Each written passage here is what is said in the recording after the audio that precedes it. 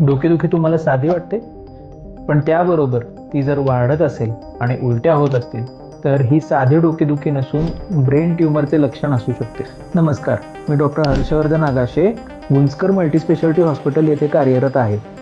आज आपण brain tumour, त्याची लक्षणे आणि त्याचे वेळेत निदान कसे होऊ शकते याबाबत चर्चा करूया.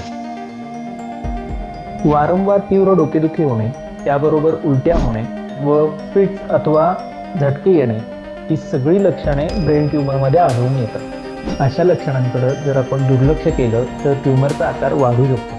ब्रेनचा MRI काढून या ट्यूमरचं निदान करतो.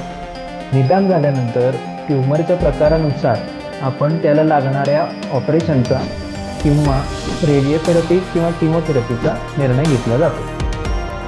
म्हणूनच अशा लक्षणांकडे दुर्लक्ष करू नका आणि वेळेतच गुंजकर मल्टीस्पेशालिटी हॉस्पिटल येथे आपल्या डॉक्टरांचा सल्ला घ्या.